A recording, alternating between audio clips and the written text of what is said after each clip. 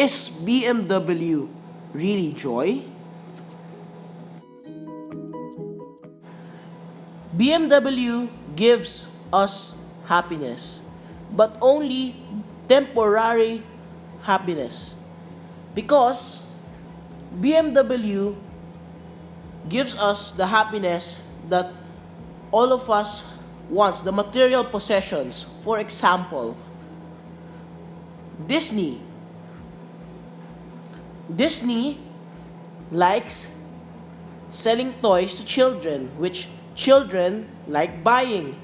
Children buy these things for happiness, but just for just to be temporarily happy. While what BM, it's just the same. So it cannot be joy, because joy joy comes from authentic happiness, and only true happiness can be found in God. He or God must always be the source of our happiness. So, number one, as I said, being happy is different from joy.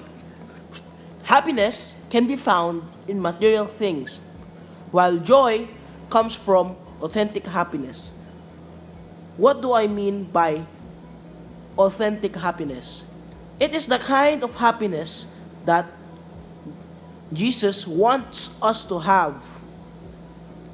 It's the kind of happiness that gives us joy even without any possession or materials that can pleasure us in whatsoever ways. So happiness itself can be found only in material things. So what we call as the kind of happiness when you say, for example, you bought a new iPad. Okay, that's happiness.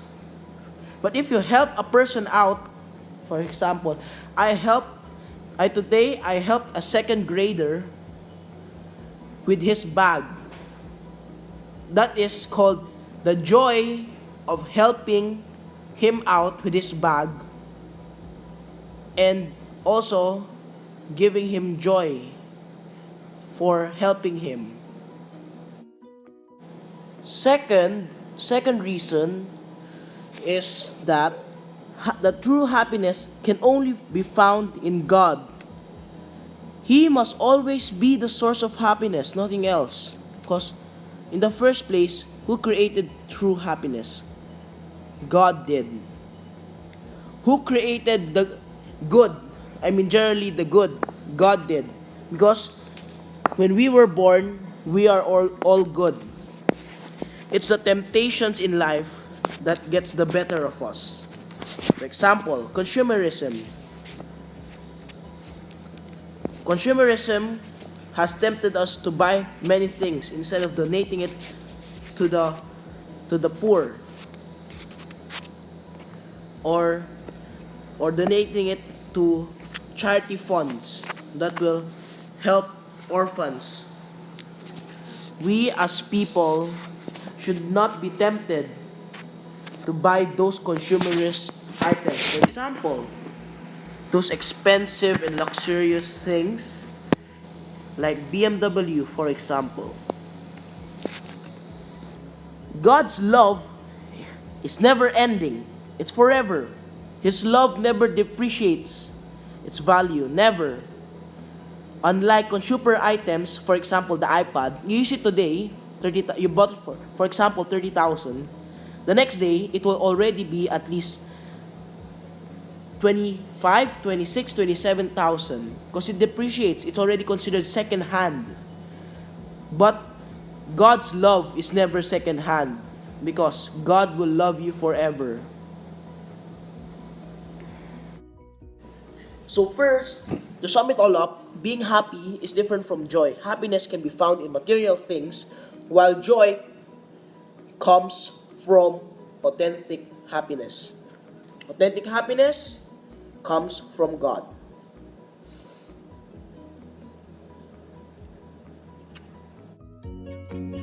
Second, God's love is never ending. It's forever. And it never, ever, ever depreciates its value from loving you. It never does. Nor will it ever will. True happiness can only be found in God. And He must be the source of happiness and nothing else. As I said earlier, it must only come from God, true happiness. So, is BMW joy? No, it is not joy. It is just a material thing. And joy refers that it is true happiness. Joy is true happiness. And thank you for watching. My slogan is, happiness is truly different from joy. Joy is much better than happiness. Again, thanks for watching.